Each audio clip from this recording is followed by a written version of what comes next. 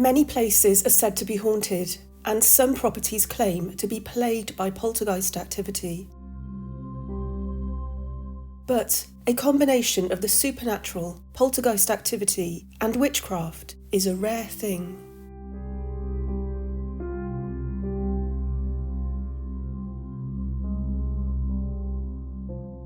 This is an account of the unique events that occurred at Great Leys, a small village in the Chelmsford district of Essex. Ghost stories still circulate about the witch of Scrapfaggot Green, whose spirit, in the form of a poltergeist, was alleged to have terrorised the area during World War II, affecting several nearby buildings, including the Castle Inn, which is still active today. So extreme were the incidents that Harry Price was called to investigate. The village made headlines in the national news.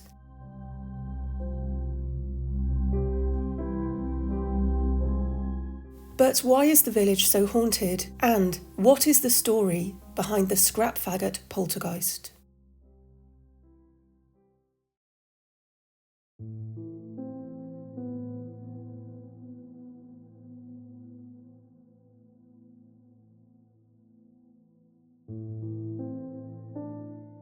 During the 16th and 17th centuries, thousands of innocent women and a number of men across Europe were found guilty of witchcraft and sentenced to death. Of all England's counties, none executed more alleged witches than Essex.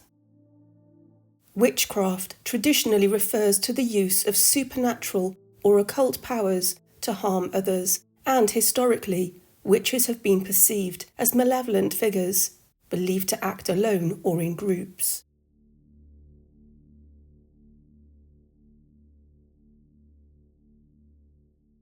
The nature of this harm varies, from making a person ill or even killing them, to inducing crop failure, poor weather, infertility, or the death of livestock. But it was often believed that they brought about their intended harm through the performance of ritual acts. The suspected use of the supernatural or magic to control people or events terrified communities, and the social and religious climate in Essex created the perfect conditions for accusations to spread. Communities were torn apart with gossip, grudges and suspicion, and hysteria spread across the county, and Great Leys was no exception. On the 2nd of March 1584, a local resident of Great Leys, Elizabeth Brooke, was brought before the assizes at Chelmsford, charged with bewitching Margaret Cleveland, who died 9 days later.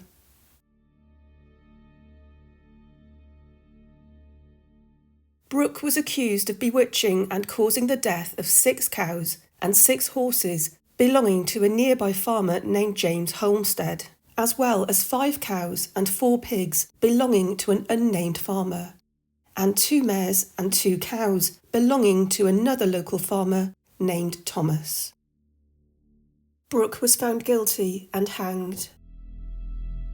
Great Leys had lost one of their own to the witch trials. Nobody was safe. 37 years later, on the 12th of March 1621, local resident Anne Hewghes was brought before the same court on 3 separate indictments. Firstly, she had bewitched John Archer, who died on the same day, June the 24th, 1620. 5 witnesses all gave evidence against Hewghes. The second was for bewitching Margaret Bright on the 1st of February of the previous year, resulting in her death, and finally for bewitching to death Thomas Mead on the 1st of August, whereby his body was consumed. The jury declared her not guilty on all 3 counts, and Hewghes was acquitted, but the locals at Great Leys were certainly suspicious. Hughes's luck ran out later in 1621, when her husband died at their home. Locals were quick to point the finger of blame at Anne, who found herself back at Chelmsford, charged with practising witchcraft and murdering her husband. Hewghes was found guilty. Although the majority of those found guilty of witchcraft in England were hanged, the accusation of murder, being petty treason, was punishable by burning at the stake. And this was Anne's fate. Deprived of a Christian burial, her charred remains were buried on the spot of her execution, at the crossroads shared with the Castle Inn at Great Lees. As with many witches, a boulder was placed on her grave to stop her ghost from rising and terrorising the village. Crossroads were unconsecrated land and were often used to bury executed criminals and those who had taken their own lives. As the crossroads were public land, no burial costs were needed, but others believed that crossroads would confuse the ghost of the deceased, therefore halting its ability to walk. The location of Anne's burial became known as Scrapfaggot Green, Scrapfaggot being a corruption of the East Anglian term scratch faggot, meaning a witch. Lots of people steered clear of the grave, and the ghost of Anne was still feared. But 323 years after Anne Hewghes' burial, something unusual happened. In 1944, American forces arrived to aid the war effort, and with them came large vehicles and equipment. The road that passed the green needed to be widened to accommodate the new Boreham airfield, which was used primarily as a bomber and transport airfield for paratroopers. The commanding officers pressed ahead to widen the road and were unaware of the story of Anne Hewghes. To the horror and distress of the locals who were superstitious about the grave, the process involved moving the stone from Hewghes' grave.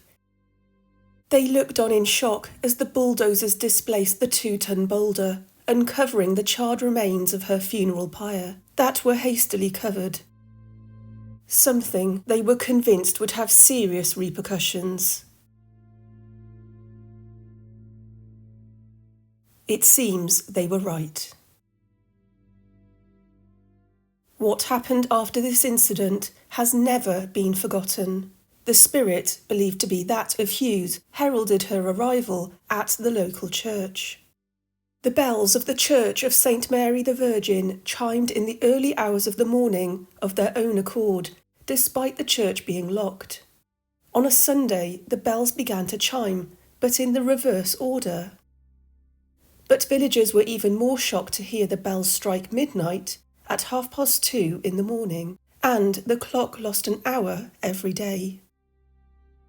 An area dependent on agriculture and farming, the residents of Great Lees were terrified to discover bizarre events concerning their crops and livestock. Local shepherd Alf Quilter discovered his sheep outside of their fields with no logical explanation of how they had got there. By his own admission, not a hurdle in the pen was out of place, or a hole in the fence big enough for a rabbit to run through. Hens stopped laying eggs on a regular basis, and on one occasion, a villager named Conrad Moth found a rabbit sitting on eggs in a chicken coop. Cows gave birth to their calves prematurely. Farmer Ernest Withen discovered his newly stacked hay bales toppled over and spread across his yard, although that night there had been barely any wind. The landlord of the St. Anne's Castle Inn, Arthur Sykes, said that 3 geese he had bought to fatten up for Christmas had disappeared from his garden, although the secure enclosure showed no signs of forced entry. Originally from Lancashire and a complete sceptic, he later told the press, "No, I don't believe in witches, but I have got to admit there have been some strange happenings since that old stone was shifted." Arthur Sykes was a responsible man. He was a village councillor, chief ARP warden, and was described as the village's leading light. Well-respected villagers, known for their level-headedness and honesty, were reporting odd occurrences, and these puzzling and frightening events at Great Leys showed no sign of dwindling. Other small businesses were plunged into turmoil by these unexplainable events. A local builder and decorator, Charlie Dixon, and his team arrived to finish painting in a small cottage behind the Dog and Gun pub. Their equipment and materials seemed to have vanished, so they began to search the house. They discovered a dozen or so of the heavy paint pots under a bed in the attic, at the top of a narrow staircase of all places, despite neatly storing the supplies at the end of the previous day's work. In addition, Dixon discovered his heavy scaffolding poles scattered around the yard like matchsticks. Dixon stated, "You see, this is the kind of thing that is always happening. It's meaningless. Yesterday we found a dead chicken in the water butt, a chicken with its neck twisted. Yet nobody has missed one in the district." Mr. Bob Reynolds, the landlord of the Dog and Gun pub, was largely sceptical of the claims of the villagers, but he changed his mind when he discovered a large boulder blocking the entrance to the pub's front door. This was not the marker on Anne's grave, but how this lost, untraced boulder arrived at his property was a mystery.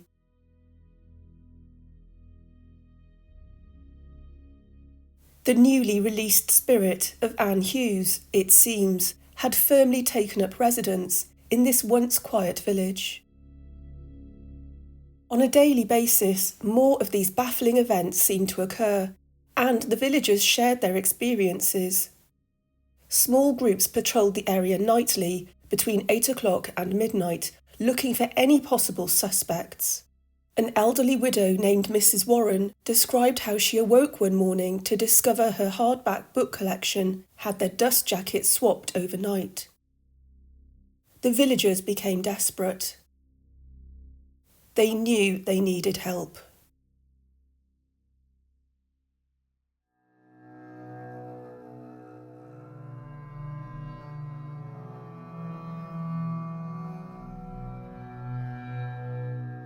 Within weeks of the disturbance of Anne Hewghes' grave, anecdotes of the mysterious occurrences at Great Leys had reached Fleet Street, home to the British press.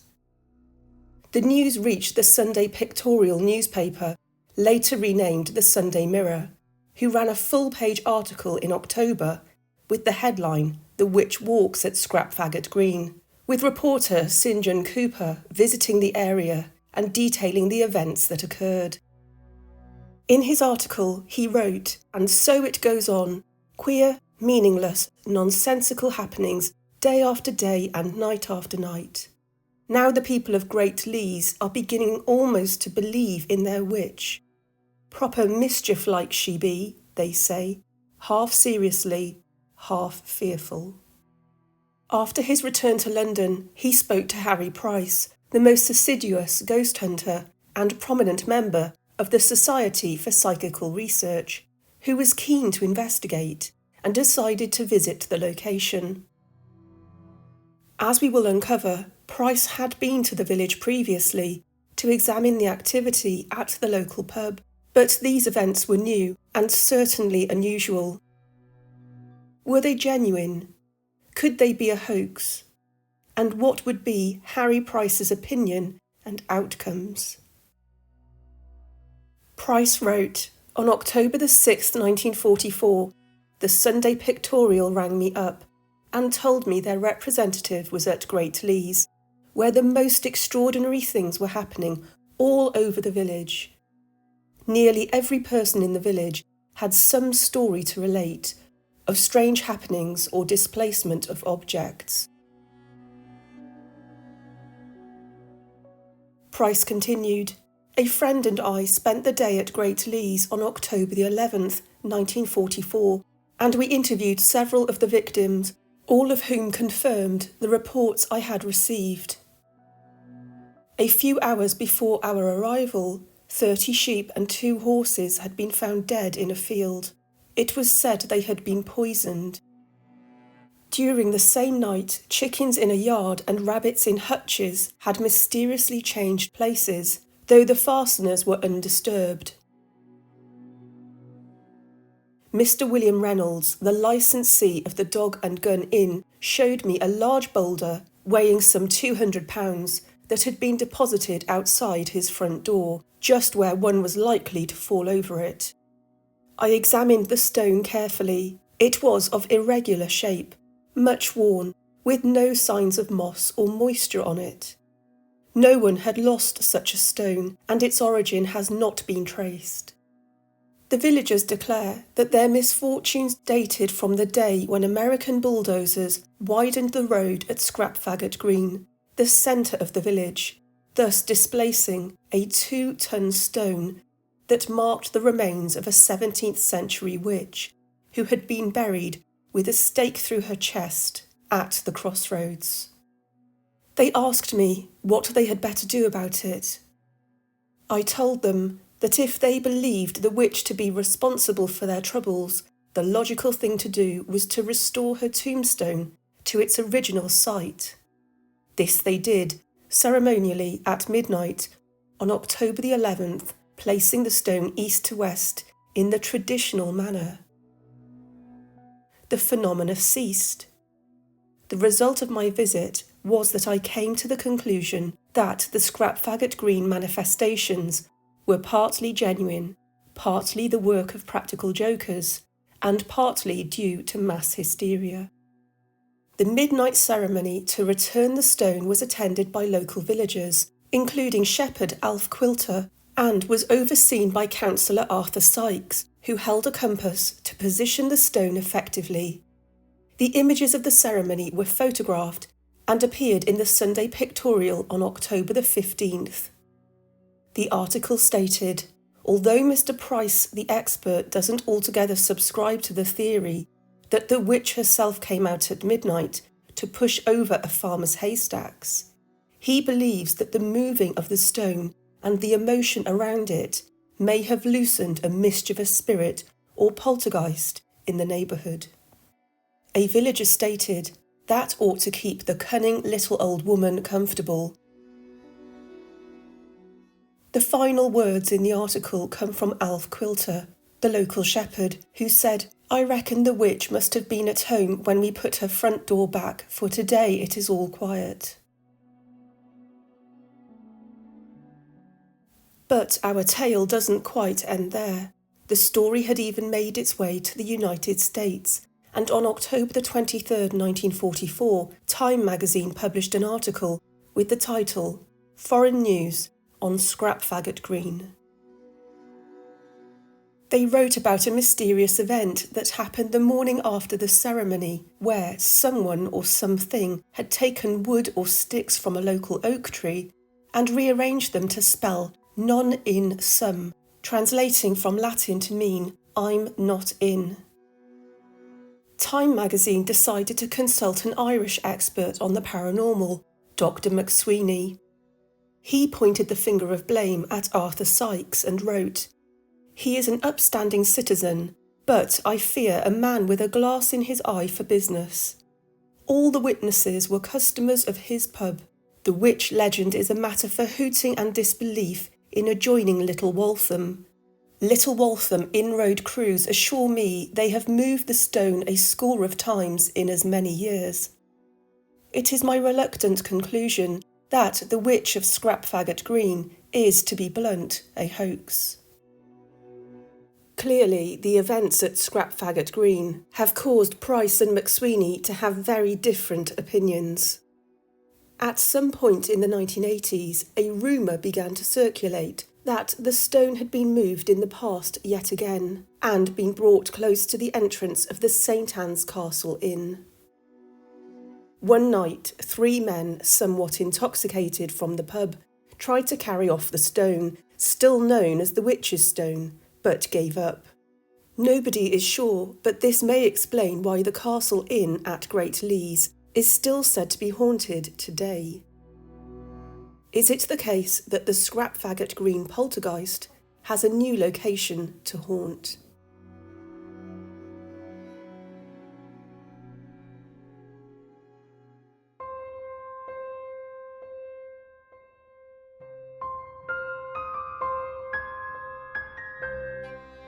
The full history of the castle, previously named the St Anne's Castle Inn, has been lost. However, it is mentioned in the Domesday Book of 1086 and claims to be the oldest licensed premises in England.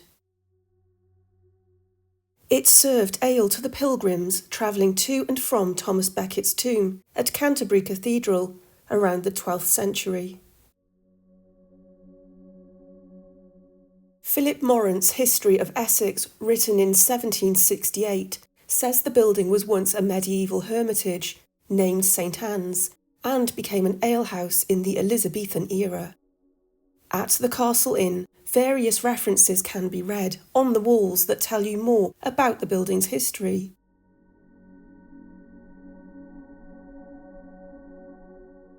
But this warm and inviting pub has some interesting spectral guests, including a poltergeist. Remnants of this historic inn date back many centuries, including oak beams and 2 underground tunnels that lead from the cellars to Lees Priory and the local church. The inn suffered a serious fire in the 1500s that destroyed its thatched roof, and Queen Anne is said to have visited here, as well as a local body snatcher named Samuel Clark. For centuries, rumours swirled that this was a haunted building, but in the 1930s, paranormal activity at the pub began to intensify. The 1930s were a time when interest in the paranormal was growing significantly. Many believe the biggest factor in the rise of spiritualism, and thus a belief in contact with the dead, was the horrific death toll of the First World War. In the late 1930s, stories of paranormal activity sometimes made front-page news and transfixed the public, and investigations by people such as Harry Price gained significant media coverage. During this time, the BBC broadcast an episode of a radio series called A Haunted House from the St Anne's Castle Inn on the 15th of April 1939. It was presented by Harry Price, but little did he know that he'd be back 5 years later to investigate the poltergeist activity at the pub. Price began to interview members of staff, and the landlord, Arthur Sykes, described some rather unusual events. Price wrote, "Perhaps what interested me the most was a certain bedroom in the St Anne's Castle Inn, which cannot be slept in peacefully. Mr. Sykes asked me what I thought of it. I told him that the contents of the room appeared to have been shaken out of a pepper pot. He said, 'It is always like this. Nothing will stay put. Over and over again, we have straightened up the place, only to find the next morning that everything was higgledy-piggledy. We now use it as a lumber room, but boxes and furniture are scattered about night after night.'" Price interviewed the landlord's daughter during his initial visit in 1939. She was 14 at the time and slept in the bedroom, but she was terrified by a presence. She felt cold, uncomfortable, and saw a dark figure standing at the end of her bed, who vanished when she screamed. She moved bedrooms, taking her dog for moral support, but the dog was sensitive to the pressing atmosphere on the first floor and would growl at unseen things. Even today, visitors feel nauseous and depressed on entering this particular room and have reported knocks, bangs and icy cold drafts. There have also been reports of bedclothes being pulled off in the night and the sound of a child crying. It is said that a child was murdered in this bedroom. After the BBC radio broadcast in 1939, a number of intrigued visitors requested to stay in the haunted bedroom. Several reported seeing a black figure standing at the end of the four-poster bed.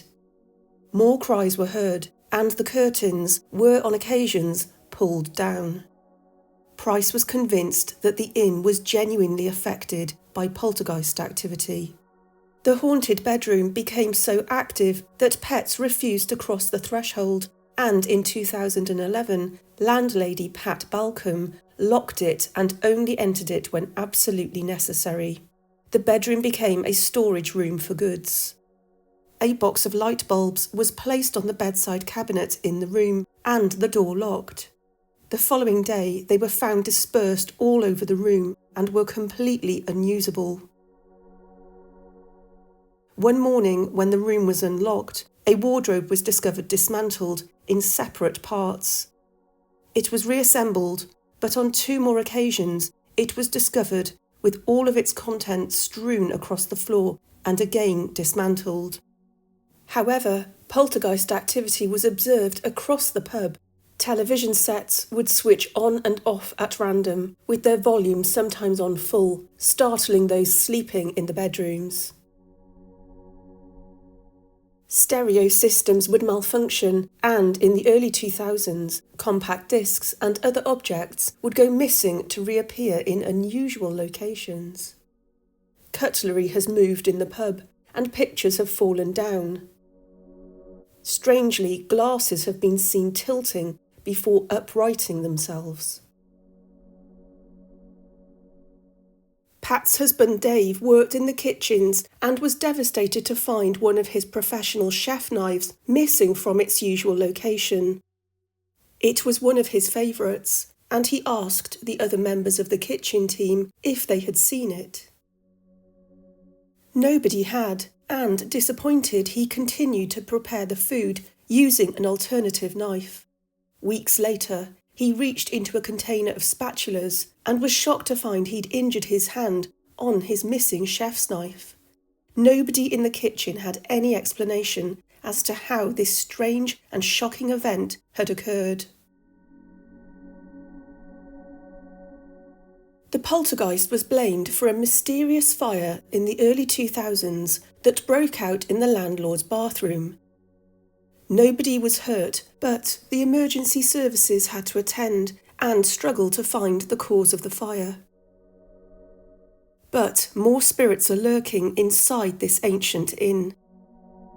In the 19th century, a man named George Benfield, who worked as a gunsmith, lived at the old schoolhouse within the village. He was hanged in Chelmsford in 1875 for murdering his wife and son after finding out his firstborn son, Thomas, was actually his brother's child. It is said that he used a rope to murder the pair, and that his evil spirit haunts his favourite watering hole to this day.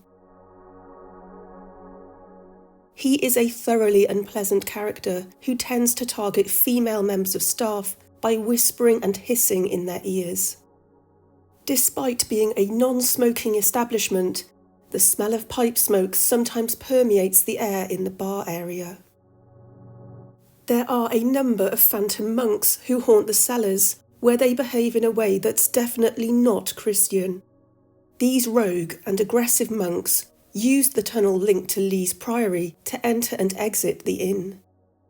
The monks are believed to practice the dark arts and are said to communicate with those who sense their sinister, malevolent presence. In the late 1970s, the local brewery were delivering to the pub.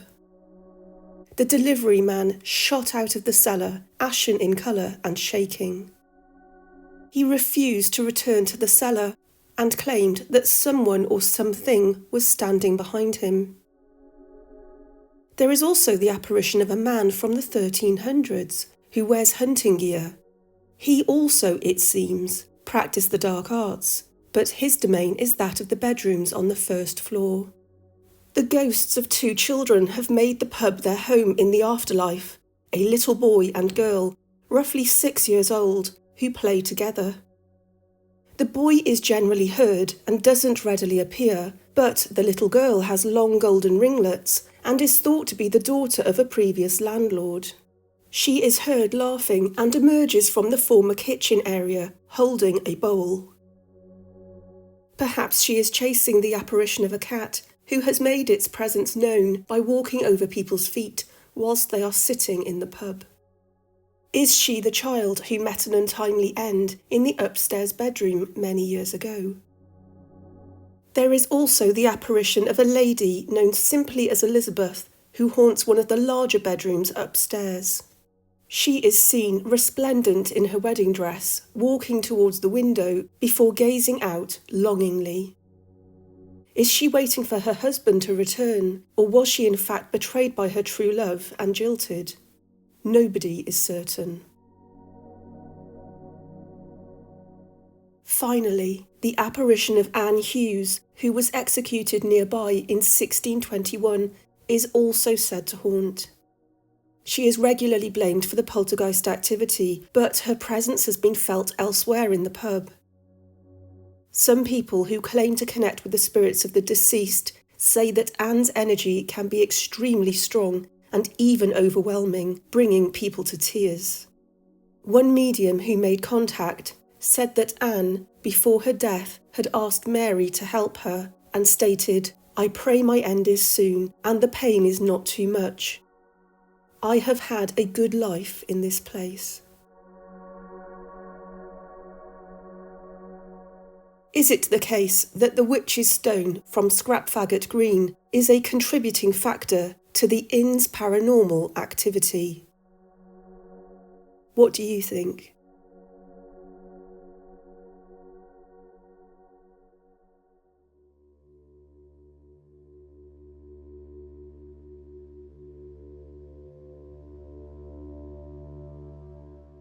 I hope you enjoyed the story of the witch poltergeist at Scrapfaggot Green. This follows on from my previous video about the ghosts of Essex's witches. I'll leave a link in the description box below. I was going to include this story in the first video, but I felt it needed to be covered by itself, to be honest. It was so comprehensive.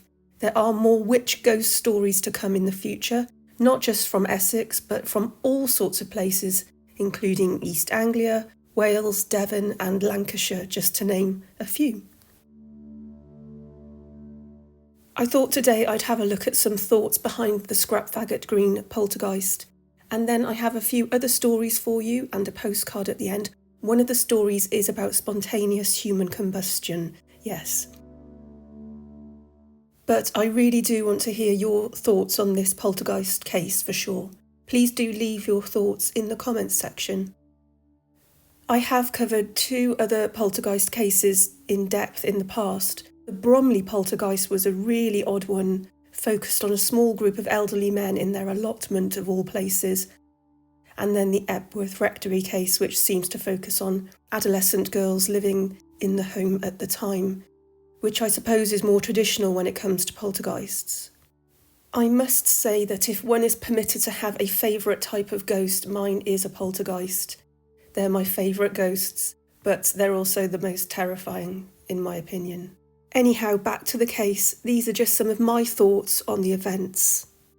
So Harry Price broadcast his BBC radio programme A Haunted House from here in April 1939. Just a few weeks earlier, on the 27th of February, Boulder Rectory, which had been in the news and is not that far from Great Lees relatively, had its serious fire.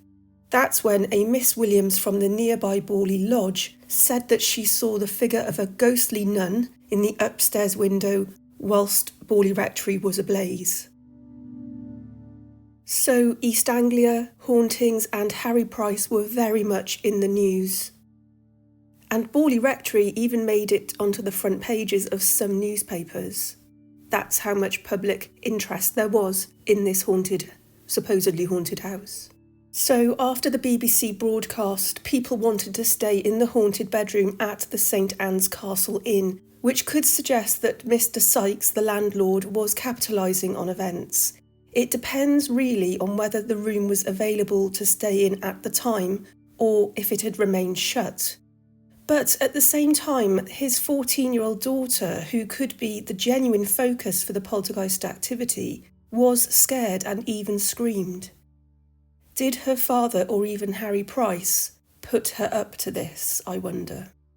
Or did she genuinely see a figure standing at the end of her bed who vanished when she screamed, and did she genuinely feel cold and uncomfortable? To give her credit, maybe she did. If the poltergeist activity there was genuine, it seems to me that her dog was certainly sensing it. I know from emails and comments I've received, many of you feel that your pets and their reactions are genuine. They can sense things that we can't, and sometimes children, it seems, do the same. So I wonder on that front. And it seems that the more recent landlords have experienced odd events in that room too, with the light bulbs and then the wardrobe. That is, to me, potentially classic poltergeist activity, willfully destroying things, moving things around. All the hallmarks of a classic poltergeist. The chef's knife incident too, that could be a genuine mistake that he's misplaced it, but ultimately he injured himself in this escapade. Why would you do that if it's a knife that he uses all the time? Sometimes I think if these incidents put people's lives in danger, cause genuine harm and injury, and financial loss, what would motivate somebody to fake it? If farmers are losing animals and taking a financial hit brought on by themselves, that's odd. It's not clear if the sheep that died before Price's visit had been deliberately poisoned, or could they have wandered into a field where there were plants that were fatal to sheep if ingested. With the geese that went missing, I would imagine, especially considering rationing was in place, that it would have had a financial impact on Arthur Sykes, but then again he may have been the victim of a theft. It depends how secure his garden was, I suppose. Price claimed the manifestations were partly genuine, partly the work of a practical joker, and partly due to mass hysteria. I wish he'd been more specific. What are your thoughts on Price's findings? Some people have suggested that the events were exaggerated to increase media scrutiny and to wind up the journalists from London. Could there be some truth in that? I did find it interesting, though, that the stone placed outside the Dog and Gun pub arrived whilst the journalist was inside it. I thought that was really interesting. I don't know whether it's true. But the landlord's reaction in this article is one of real disbelief, if that is genuinely true to what happened. I'm a bit sceptical about Dr. McSweeney's point about the people of Little Waltham moving the stone as a joke. I suppose this could be true if they are taking advantage of the locals at Great Leys being suspicious, but isn't moving a great big stone quite hard work? Aren't there more fun, less laborious ways to play a prank on someone? Are the events orchestrated by Arthur Sykes, I don't know, a councillor, an ARP warden? Wouldn't that lose the respect of the villagers? If the villagers were all in on it, or part of the hysteria, what motivated them? Were they simply bored? They certainly got their picture and comments in the press, with Arthur Sykes featuring pretty prominently in the photograph. I think there are so many questions about this case for sure. I'm still on the fence, really. What do you think? Does anything stand out as being particularly fake or genuine? Please let me know in the comments. I thought we'd have a look at some stories connected with the Shire Hall in Chelmsford, which opened in 1791. The old Assizes Court needed to be replaced, so this rather impressive building was constructed and was used as the main court in Chelmsford. And I found this really interesting article from February 1856, and I'll just sort of give you a summary. On the 22nd of February 1856, a murder trial was about to be heard in the county room on the first floor of the Shire Hall.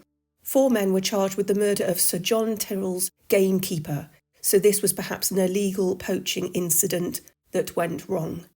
According to the Daily News, the following day there was a crowd of people on the staircase, all trying to get into the courtroom before the trial began, because this was going to be big news in this community. As the prisoners were brought in, even more people tried to get into the court and the courtroom itself, and the first floor and the staircase were packed with spectators hoping to get a glimpse, when suddenly, from nowhere, the 3rd flight of the stairs gave way. The entire flight of stone stairs broke in two, leaving a portion in the wall, and a whole mass of people fell with severed stones, coming with them and landing on the people gathered below. Can you imagine? Amazingly, only one person died, a builder named Mr. James Moss, who was only 18, and his corpse was so mangled from the impact that even his father failed to recognise him. And lots of people suffered with broken bones and all sorts of injuries. And there was no staircase for those people on the first floor to descend. They were sort of stranded. So all of the people, including the prisoners, had to descend via ladders into the nearby churchyard. And then I found this letter that appeared in the press in 1863, so a while later, relating to the case. It seems there were 3 men poaching with the surname Thorougoods and one named Guiver. It seems they were tried in March and were convicted of night poaching, but not murder, and they were sentenced to 4 years. Stranger still, this is a building that is also linked to a story from 1938, which some believe is an incident of spontaneous human combustion. I bet you weren't expecting that from me today.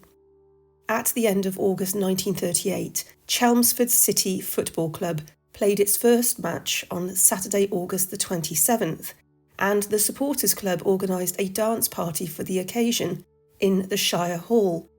It was an elegant affair, and the Mayor of Chelmsford and other society figures were present. Among the 400 attendees was 22-year-old Phyllis Newcomb and her fiancé, Henry McCausland. The party was over around midnight, and in order to avoid the rush, Phyllis and Henry stayed a bit longer, but then decided to head off. Henry descended the stairs first, and as he did, he heard Phyllis scream behind him. He turned around and saw the bottom front of Phyllis's dress all around the hemline burning very brightly and furiously. Within seconds, the flames had spread upwards, and she turned and ran back into the dance hall. She collapsed inside the hall, covered in flames, and by this time several of the men at the dance, including Mr. Herbert Jewell, one of the football club's directors, threw their heavy coats on her, burning their own faces and eyebrows in the process. It took 20 minutes for an ambulance to take her to Chelmsford Hospital, and she had severe burns on her arms, legs and body, but she was considered to be in a fairly satisfactory condition. She was lucid and chatting with her family and her fiancé, but despite this she died on December the 15th due to her wounds becoming septic and spreading the infection through her body, and an inquest was immediately called for, and this took place in the very same Shire Hall. At the inquest, Henry suggested that her dress may have been lit by a cigarette end that had somehow come in contact with it, but witnesses had said they had not seen anybody smoking there. Newcomb's father brought in a piece of the fabric named tulle used to make the dress, and coroner Mr. F. Beckles then demonstrated that the sample would immediately flare up if exposed to an open flame, but would not light up if exposed to a lit cigarette. Smoking had not been permitted in the ballroom that night. A police officer named Thorogood testified that he hadn't found any cigarette ends close to where the dress caught fire.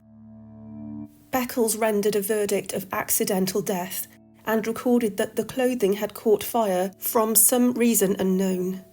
Coroner Beckles stated, "From all my experience, I have never come across a case so very mysterious as this." So what do you think about this case? I thought it was rather bizarre, to be honest.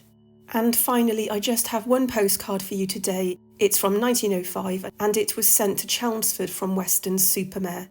And whenever I see these postcards, I'm always struck by how neat the writing is.